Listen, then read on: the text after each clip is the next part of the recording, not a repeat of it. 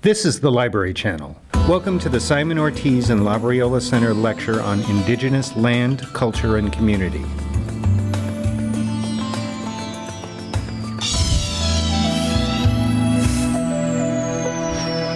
Presenting Legacies of the Tribal Languages of Arizona, Gifts or Responsibilities with Ofelia Zepeda. Sponsored by the ASU American Indian Studies Program, the Department of English, the American Indian Policy Institute, the Labriola National American Indian Data Center, the Faculty of History in the School of Historical, Philosophical, and Religious Studies, Women and Gender Studies in the School of Social Transformation, the Indian Legal Program in the Sandra Day O'Connor College of Law, and the Heard Museum. Well, go on, see. Kaitawa haupa chutraya shapaka. Well, hello, how are you? This evening, good. Because we always want life to be good, and life is pretty good. Because that is what we always wish for in the Acoma language and in the English language. We wish for life to be good. Thank you very much for coming to this edition of the Simon Ortiz and Labriola Center lecture on Indigenous Land, Culture, and Community. The series is sponsored by the Department of English at ASU and also the American Indian Studies and the Law School, the Sandra Day O'Connor Law School and the Indian Legal Program and other departments at ASU. And of course we thank also the Heard Museum, who has really been very, very supportive and especially generous in its sponsorship and partnership with us from ASU to hold this series. I want to say a few words about a very special person, a good friend who I have known for some years in Tucson and in Arizona, of course, in general, and at the University of Arizona, where summer times I used to teach in a program that our guest has run called the AILDI, or American Indian Language Development Institute. And it's a project and an ongoing program that has been there for the purpose of helping to continue the use of our Zeni, our language, and the way that it's necessary for culture, for land, and community to go on.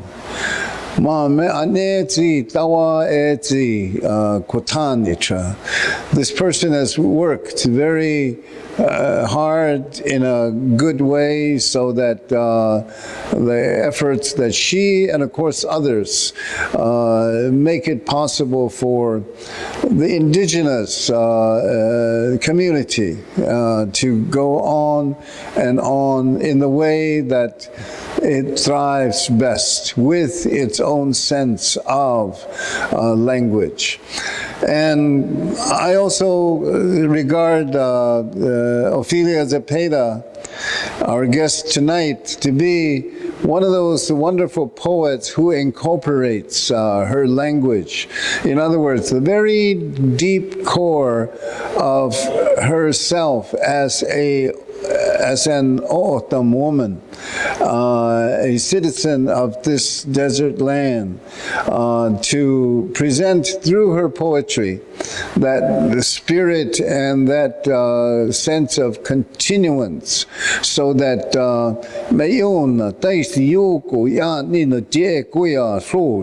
so that we will go forward into the future. Always go met kumatsi hach me Tsi Mayona, Tsi Shami, Tsi Sayu Kaiti, so that we can go forward as women and men, always with courage, holding us together. So, with those few words, I would like to have Dr. Ofelia Zepeda come up here and share with us her knowledge and good spirit. Ofelia?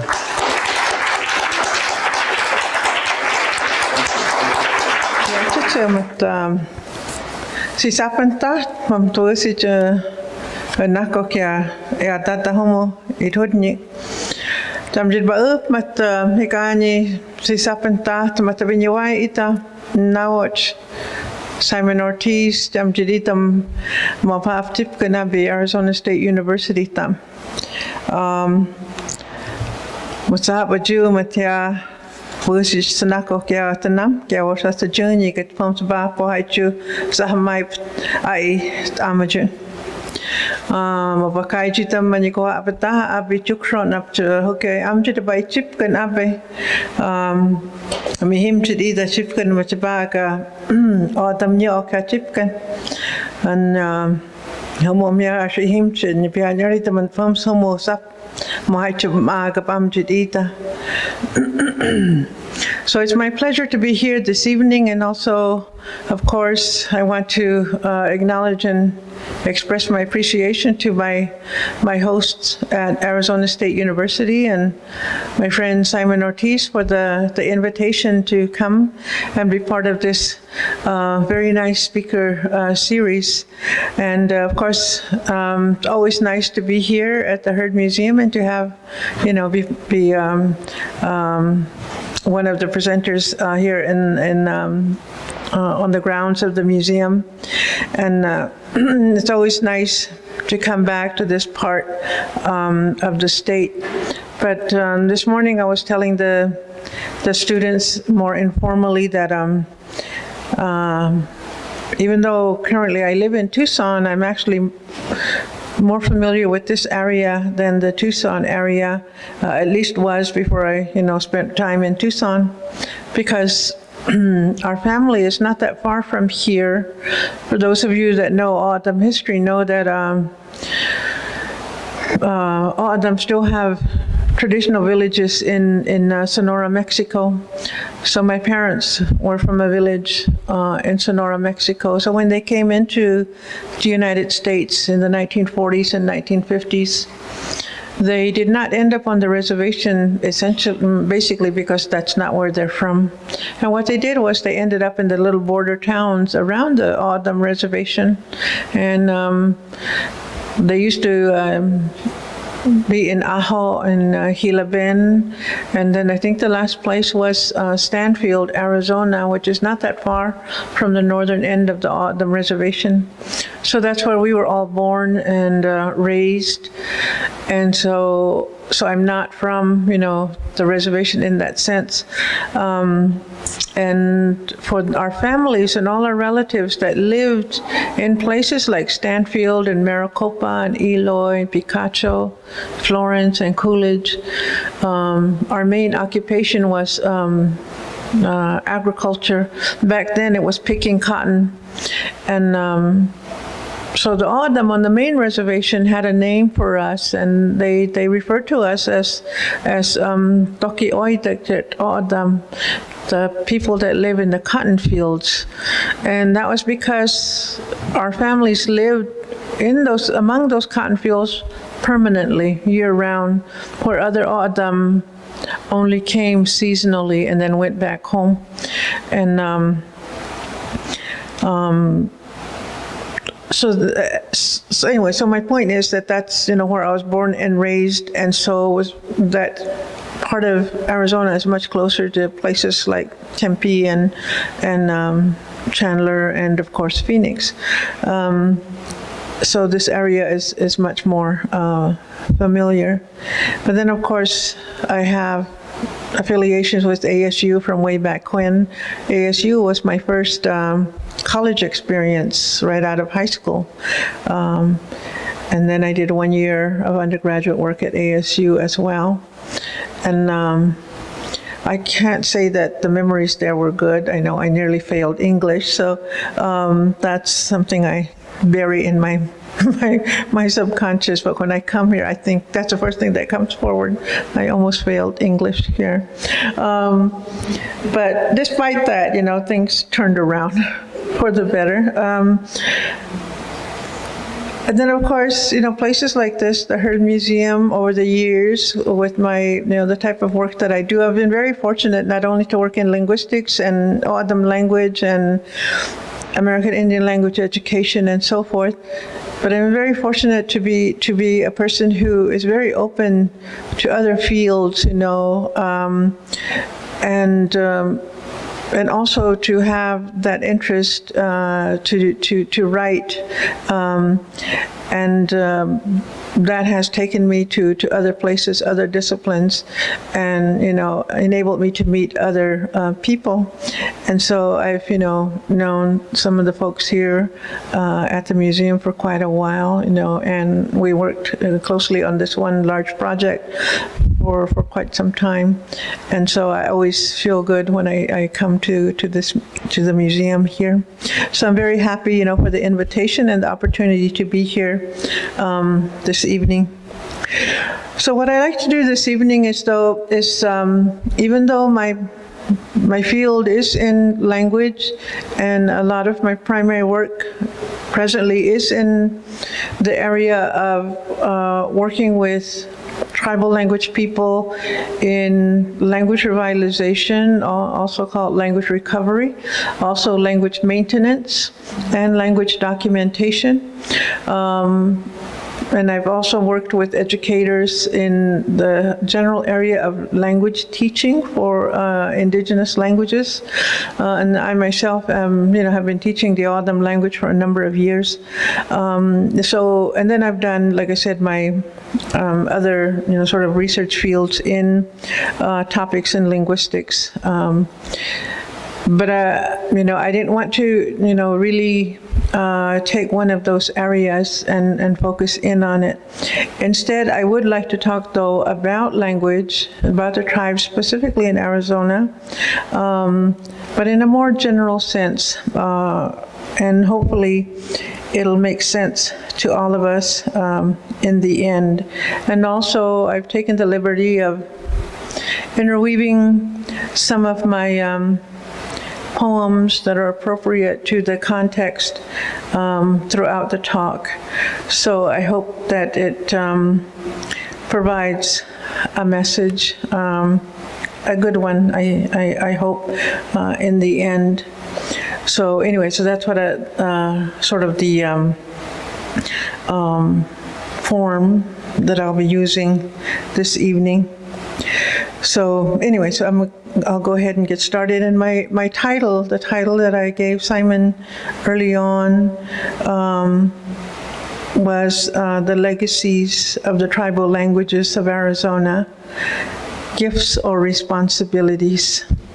And so I will try and go back and forth between those two things, and you'll quickly understand, I think, what I mean by gifts and how the gift has now become a responsibility, sometimes, viewed as a responsibility that might be a burden, other times a responsibility that we choose to take on and make the best of it.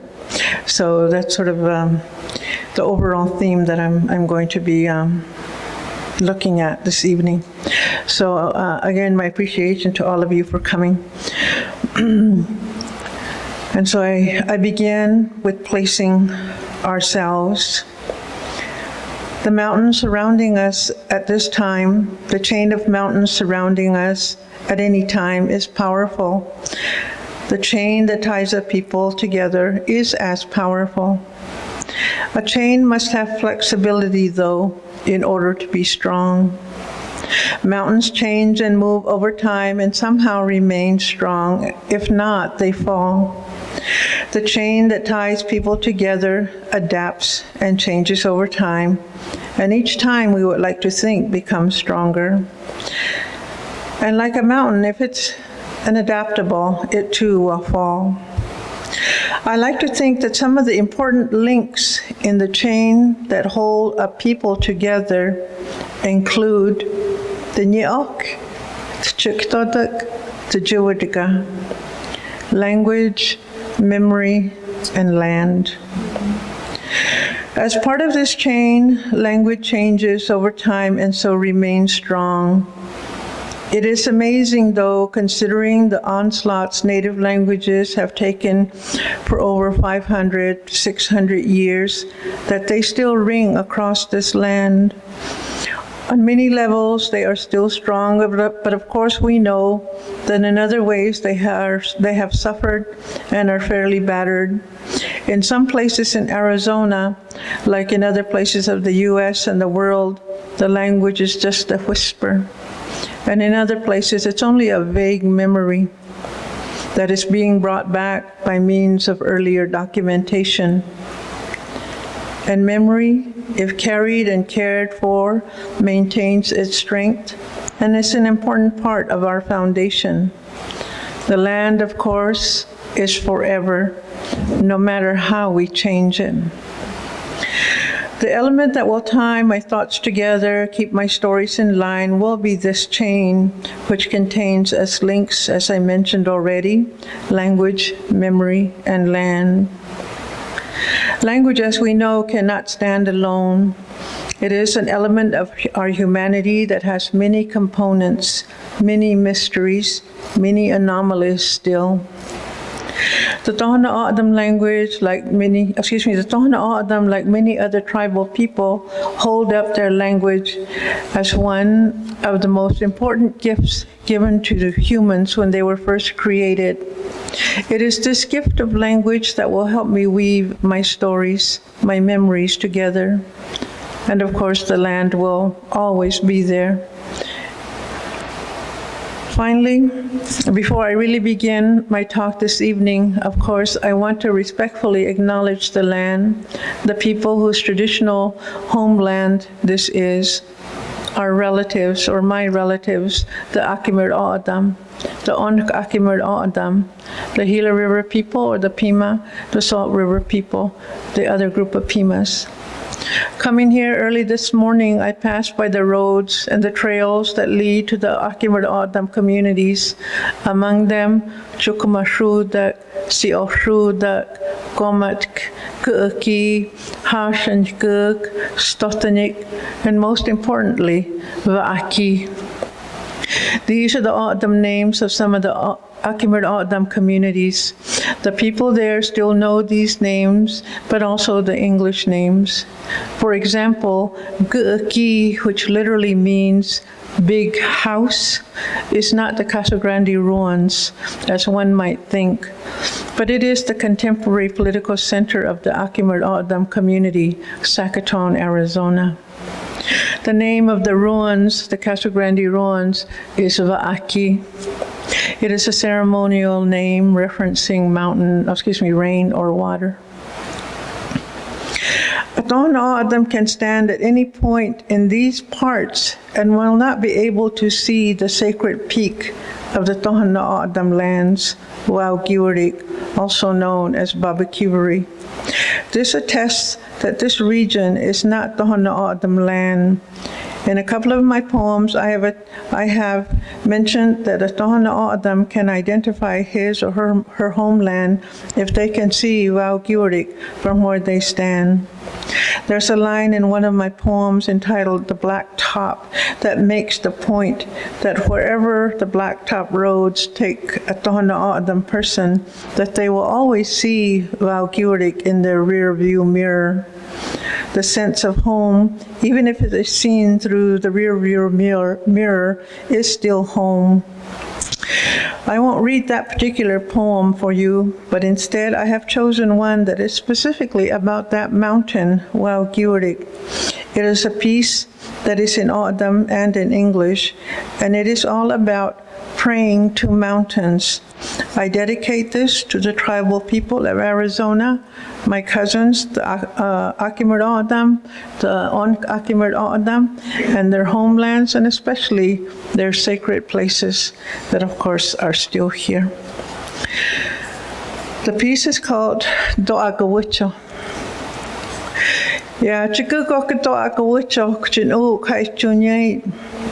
We stand below the mountain and look upward. We look upward in our prayers, in our humility.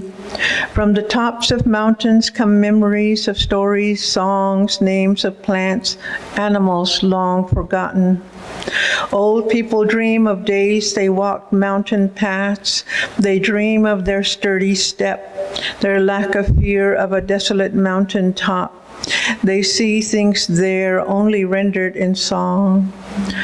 Lower parts of mountains are for all humans. We walk along the mountainside knowing ancestors' bones sit in the mountains. They watch us as we pass. We are not afraid. On an unusually cool July day, we drive to Waugiwardik. Arriving at the foot of the mountain, I place a towel on the bench and sit down. This place is green and moist. The air is blue. Light mist drifts swayed by breezes. For a few hours on a summer day, this mountain is in tune with the wet side of ocean islands. We sit here below the mountain and look upward. The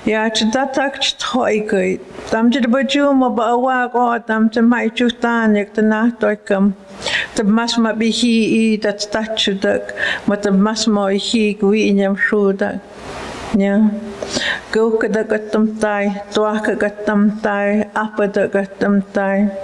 At tamjid mapitam, to pahawa up chui, go kadagatamam tai at the masmas apino oyapot. Chumapi how worm, mapoi how worm tugum mapi udiki that go kadak. To tuakagatamam tai at the masmas apino oyapot, chosuki. Sapadaгаtamам tai at the masma no oyapot, sapado O'odham. We sit here below the mountain and look upward. Before we do anything else, we open our voices to a greater being. We say we are grateful for being allowed to be here in this wonder. And like flooding waters, the request for gifts began. We ask for strength, we ask for health, we ask for goodness. Finally, we feel the need to justify our request. We begin again. We ask for strength to complete the things we have started to do with our lives. We ask for help so that we may walk with a sturdy step, with good breath and clean light in our eyes. We ask for goodness so that we may have open minds, open hearts. We ask for patience to deal with all those who require it, and pass it on to those who are impatient.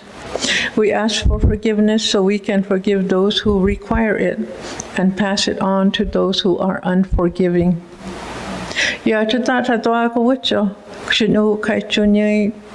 We sit here below this mountain and look upward. So, again, with that land base, as I say, it is a very important element when you think about language, and people who speak a language have a clearer understanding this above all.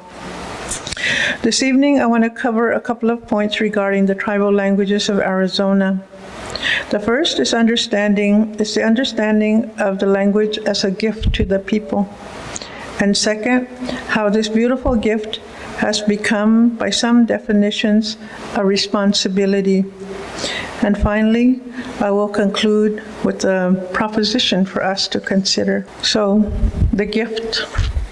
To begin, the claim is understandable. That is, The tribal people, as a linguistic and cultural group, have an understanding of how language came to them. For many, their evidence is held in the memory rendered in their telling and retelling of their coming, that is, their creation. Whether the creation pronounces the first of their people was put in a special place. The place might have been near the water, on the mountain, near the mountain, or else if they emerged from the floor of the earth. Among the other gifts of what might be considered gifts of humanness, language was one of the primary gifts. It is a special gift, and oftentimes you might hear tribal people claim that language is sacred. This is a claim that stems from this knowledge that it was handed over by some entity which was the most sacred. Hence, language is then sacred. Are there any other cultures in the world that consider their language such a sacred element? Where do the English language and other European languages fit? Are they the sacred as well? It is clear that Native people regard their language in an entirely different frame than speakers of modern English, for instance.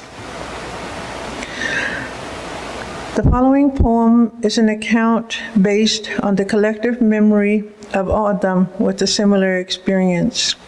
One cannot speak of the tribes of Arizona and ignore the international border that split a people, stranding them in two countries. The Tohono O'odham is such a group.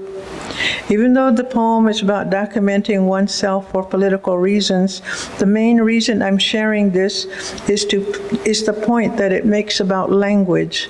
That language is a gift with unusual powers, and that my parents believed this about language and that they practiced it all their lives. I grew up around these beliefs, and they have shaped my understanding of the world around me. And this is the poem that's entitled Birth Witness. And as I said, the original source of the poem, and in fact it was a requested poem for an organization dealing with the topic of the international border in the United States, Mexico, and the United States. And they asked me if I would participate, on their panel and talking about border issues. And I have never been involved in the border issues as a political issue, even though our tribe certainly is in the middle of all of that. But I have instead sort of stood back because my experience with the border is very different. As I mentioned earlier, my parents our homeland is on that side in Mexico. But for us, it's not Mexico, it's just home. And so, to make it political and hard just makes it harder on us to think of going home or to think that is our home and will always be our home. So I sort of have a different perspective, but certainly I appreciate the political and social issues of that border there. So this piece is partly about, sort of the politicization of identity and belonging. And I use language to make a point about belonging and who we are as O'odham people. And the experience here, of course, is based on real life experiences of many O'odham people who fall in this situation, trying to prove, where they're from. And it requires paperwork. And so this is one of those stories. My mother gave birth to me in an old wooden row house in the cotton fields. She remembers it was windy around 1 in the afternoon. The tin roof rattled, a piece uplifted from the wooden frame. It quivered and flapped as she gave birth. She knew it was March, a windy afternoon in the cotton fields of Arizona. She also used to say that I was baptized standing up. It doesn't count. The woman behind the window tells me, if you were not baptized the same year you were born, the baptismal certificate cannot be used to verify your birth. You need affidavits, she said. Your older siblings, you have some, don't you? They have to be old enough to have a memory of your birth. Can they vouch for you? Who was there to witness my birth? Who was there with my mother? Was it my big sister? Would my mother have allowed a teenager to watch her give birth? Was it my father? I can imagine my father assisting her with her babies, my aunts. Who was there when I breathed my first breath, took in those dry particles from the cotton fields? Who knew then that I would need witnesses of my birth? The stars were there in the sky, the wind was there, the sun was there, the pollen of spring was floating and sensed me being born. They are silent witnesses. They do not know of affidavits. They simply know. You need records, she said. Are there doctor's receipts from when you were a baby? Didn't your parents have a family Bible? You know, where births are recorded. Were there letters, announcements of your birth? I don't bother to explain my parents are illiterate in the English language. What I really want to tell her is they speak a language much too civil for writing. It is a language useful for pulling memory from the depths of the earth. It is useful for praying with the earth and sky. It is useful for singing songs that pull down the clouds. It is useful for calling rain. It is useful for speeches and incantations that pull sickness from the minds and bodies of believers. It is a language too civil for writing. It is too civil for writing minor things like my birth. This is what I really want to tell her, but I don't. Instead, I take the form she hands me and I begin to account for myself. So that section on the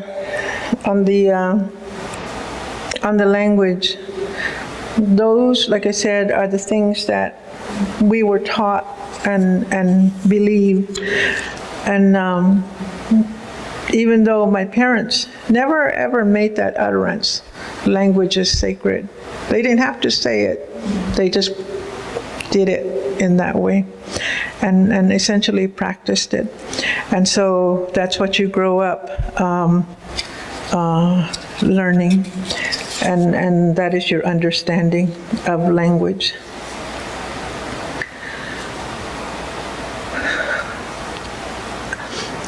I myself am a person who abides by the seasonal restrictions and protocols of storytelling, and therefore I cannot make specific reference to our origin story, especially the stories of other groups.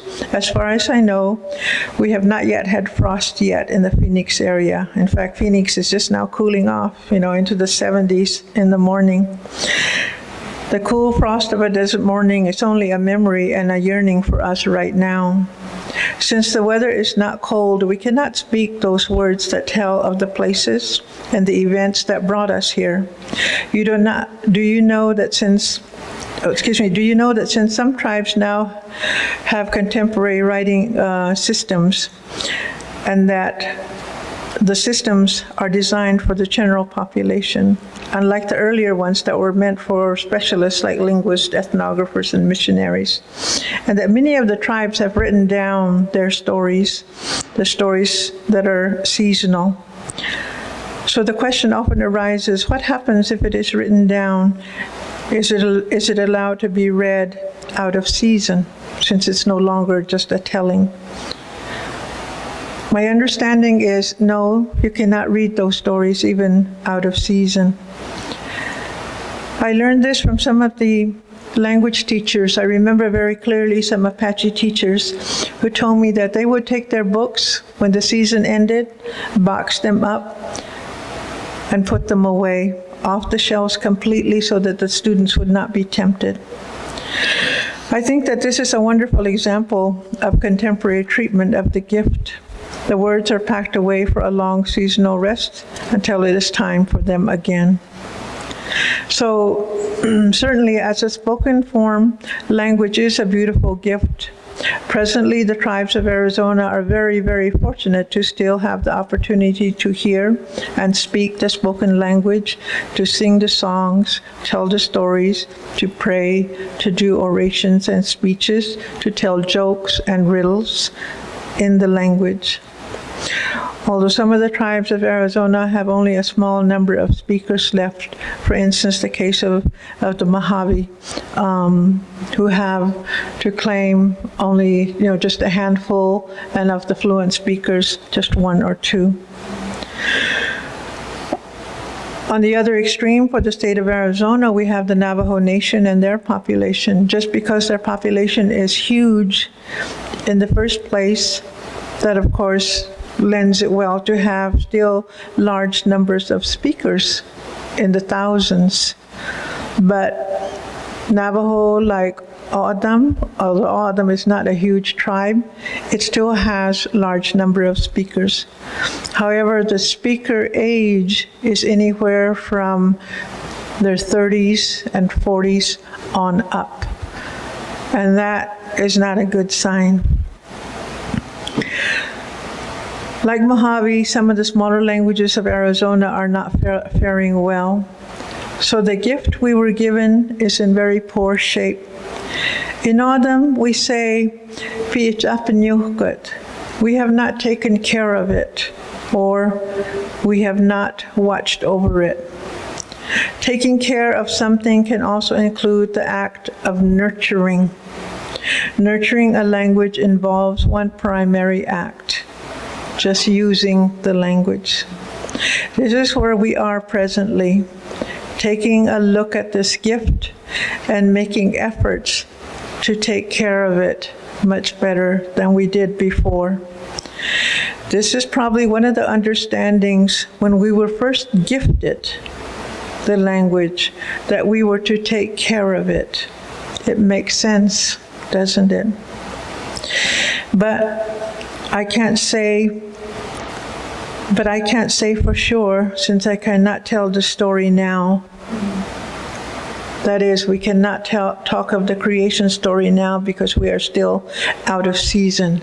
So perhaps those delineations were there. Maybe the bullet points telling us you must do this, and a lot of them are like that. Do this in order to be a human being, in order to be an O'odham, in order to be Navajo, in order to be Hopi, you do this and you do this. And those are laid out, like I said, in those stories, which we cannot refer to right now. Instead, though, I will fill that space with some of my own poems.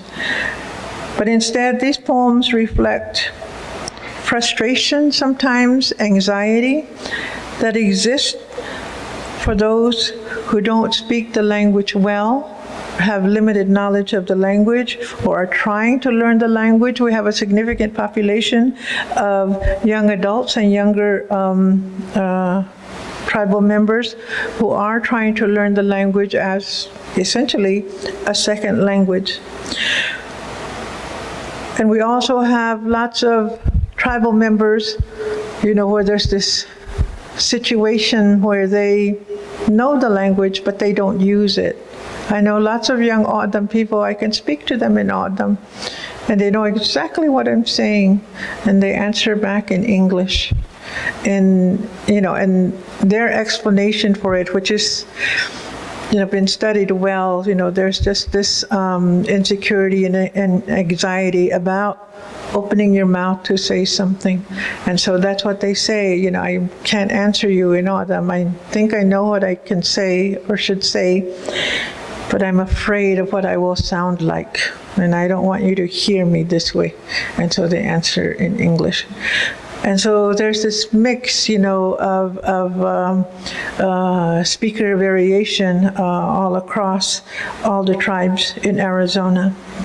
And so this poem is a couple of short poems that sort of refers to that feeling that many of these people have. And like I said, they don't have to be very young people.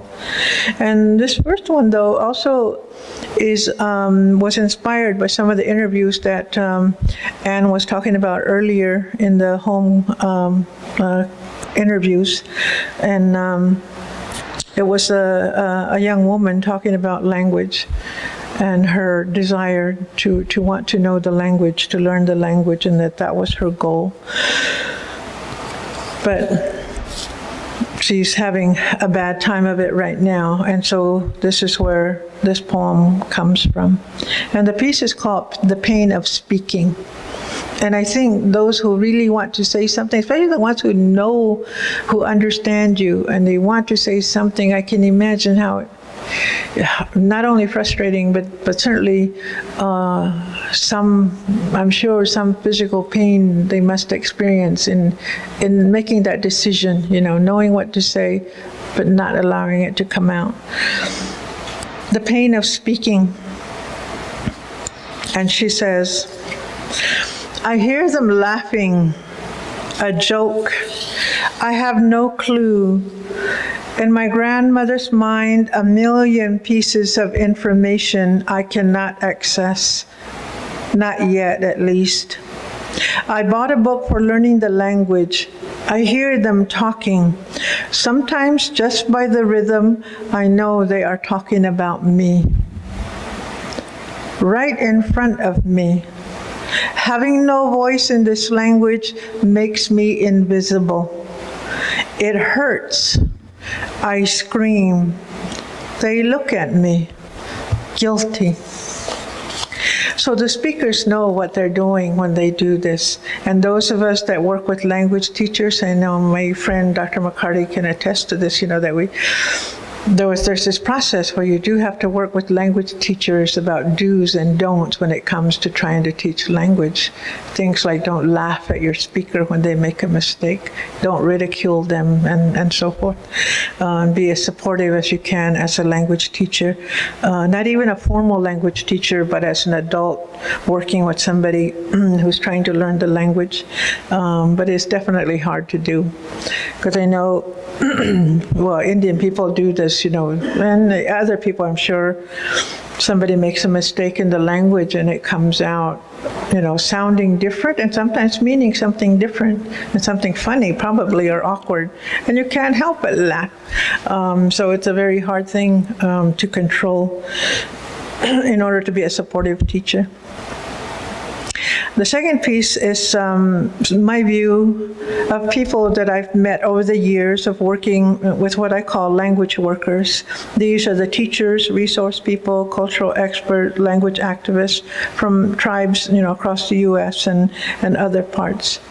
This poem is sort of a panorama of the personalities and, of course, some of their intent when it comes to language. So it takes all types, we're not just one coming out of one mold. And this piece is called Walking with Language, and it's,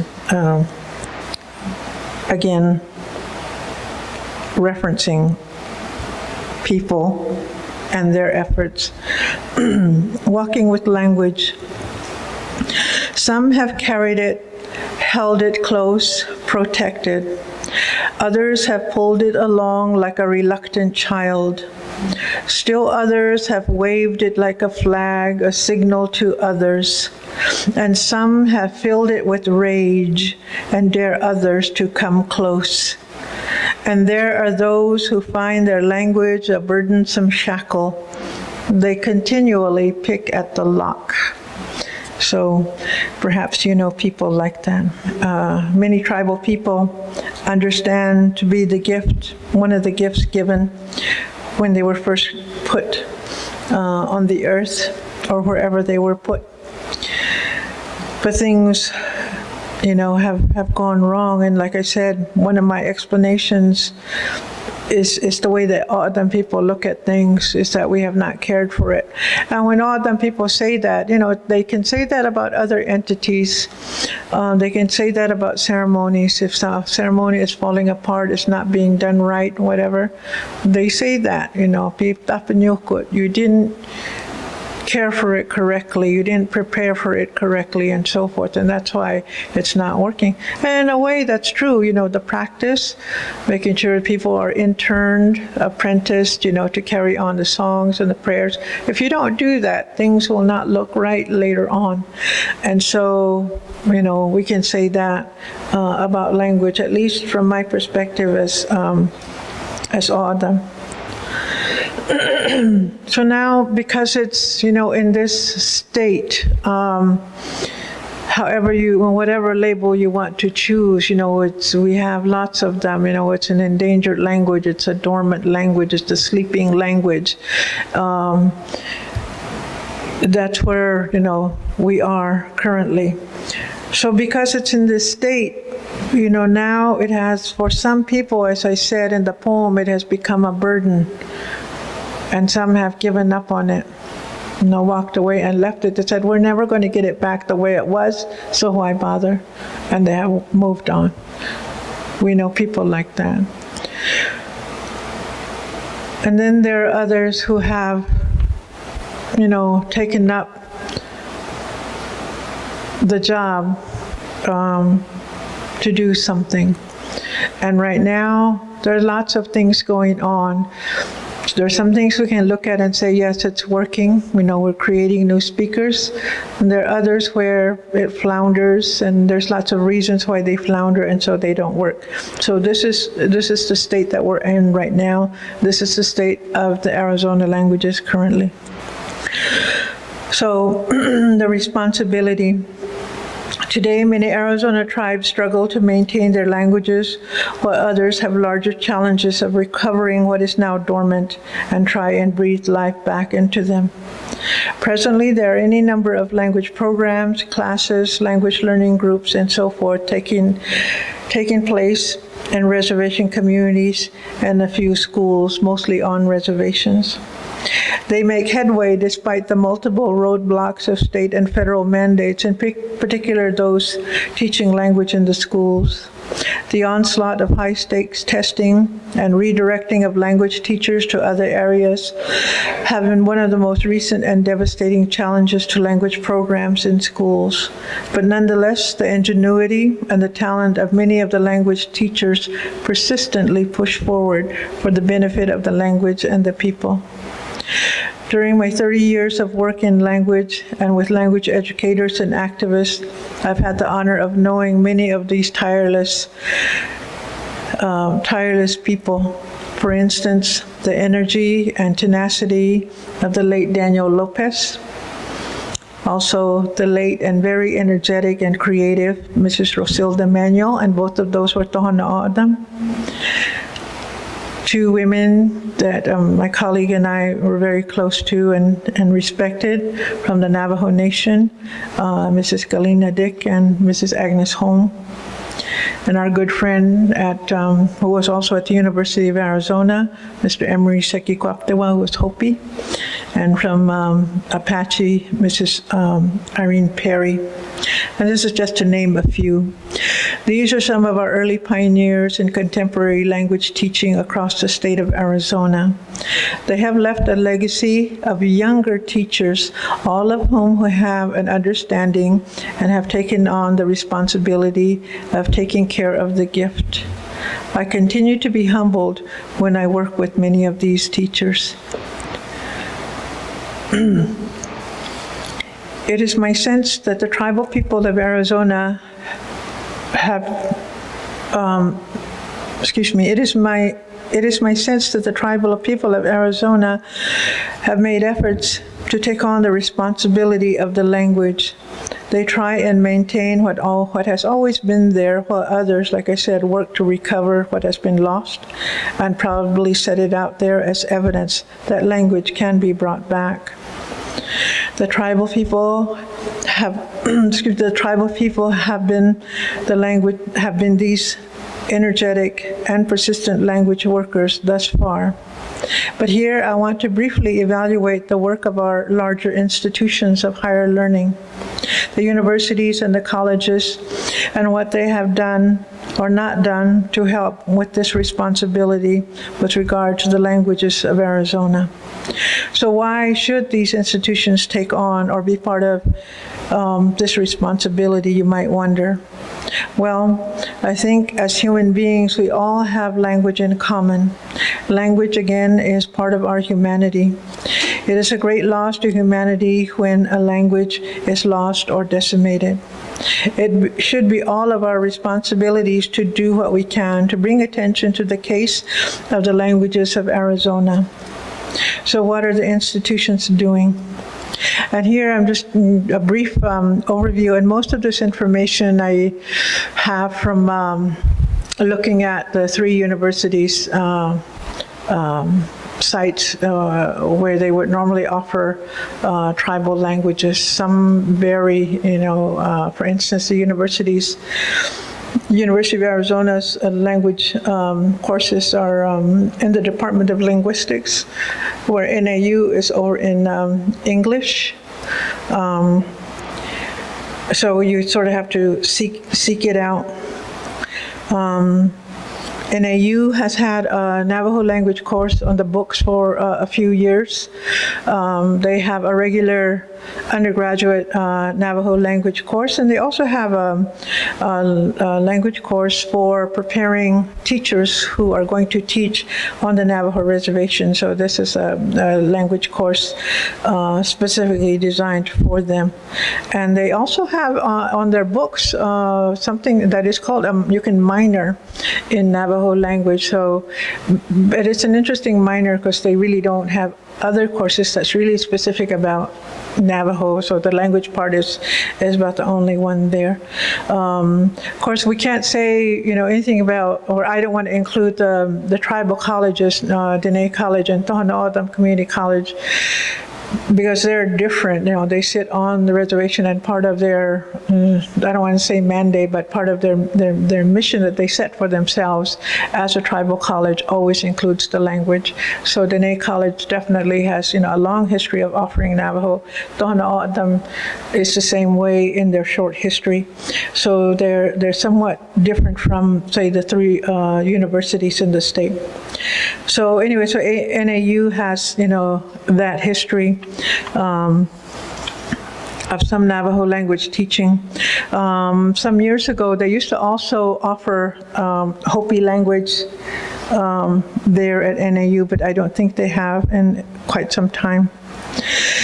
ASU, to my knowledge, has not offered regular tribal languages on a regular basis. I know that they have offered Navajo in the past and do it irregularly. Oftentimes, it is difficult to get a regular instructor, that is qualified or eligible to teach at a university level for a language course. So I know ASU has had that gap for quite some time. But also, ASU, considering where it sits, has, to my knowledge, never offered an O'odham language class, even though they're sitting right here fairly close to O'odham lands. And I know O'odham language teachers, they're sort of paraprofessional teachers who have taught language classes at Scottsdale Community College and Mesa, where lots of O'odham people attend for classes. So we have, this inconsistent pattern.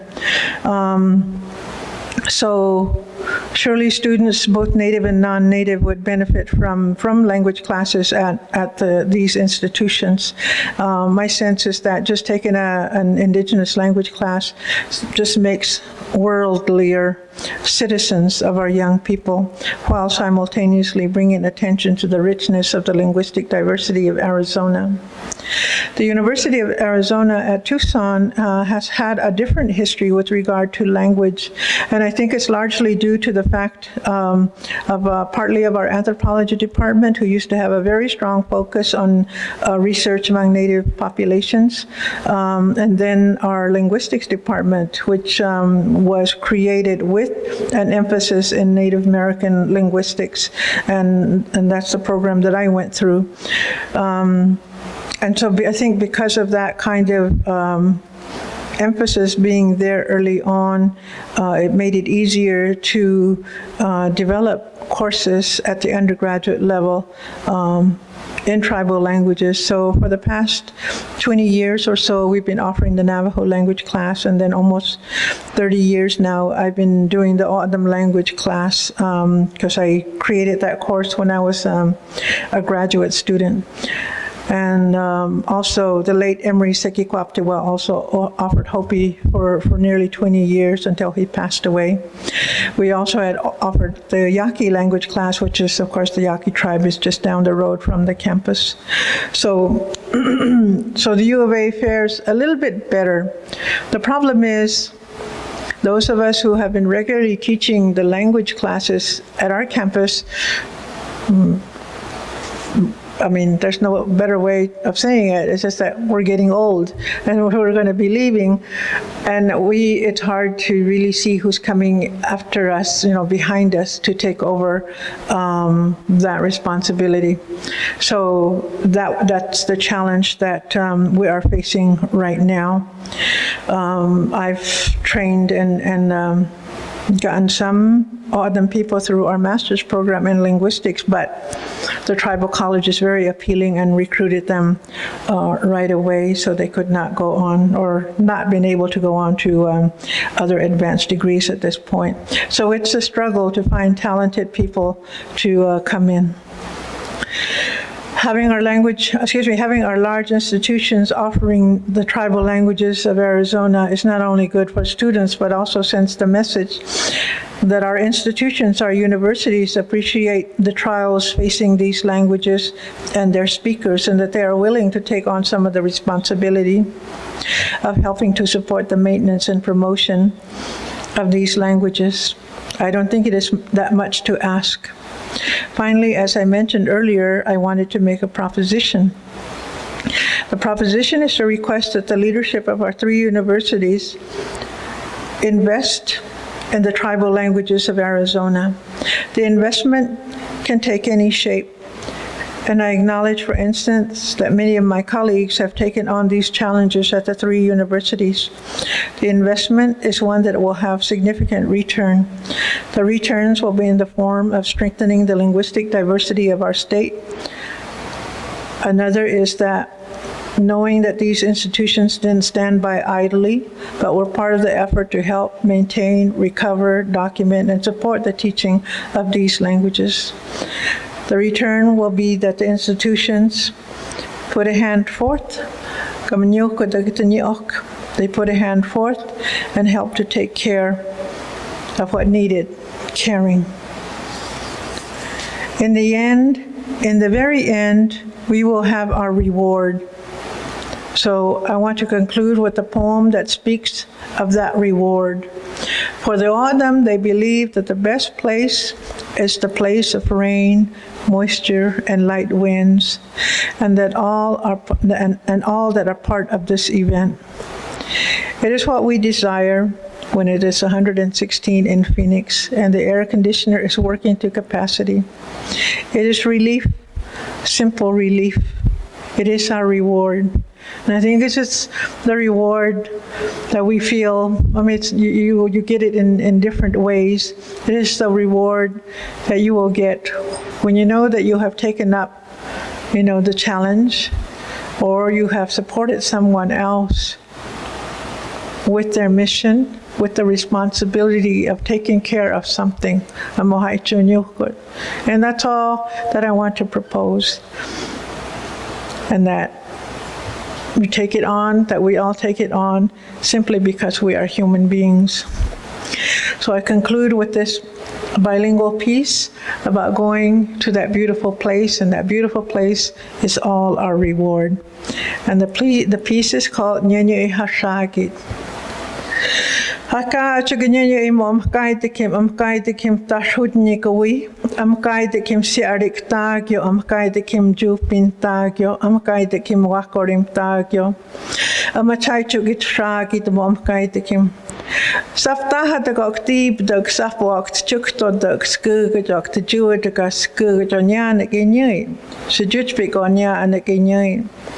Ka achuk kachum shrudak the miabat, ka achuk jugos the miabat, ka achuk skug kuwort the miabat, ka achuk skug nyanya it the miabat, ka achuk skug nyanya it ayat. In the midst of songs, we hear the songs resounding. They are resounding toward the sunset. They are resounding toward the sunrise. They are resounding toward the north. They are resounding toward the south. We are in the midst of songs. Our heart is full of joy. Our mind is good. Our land is good. The land is all beautiful. Take a look. There is a light rain outside. Take a look. We hear the ocean in the distance, it has come near us.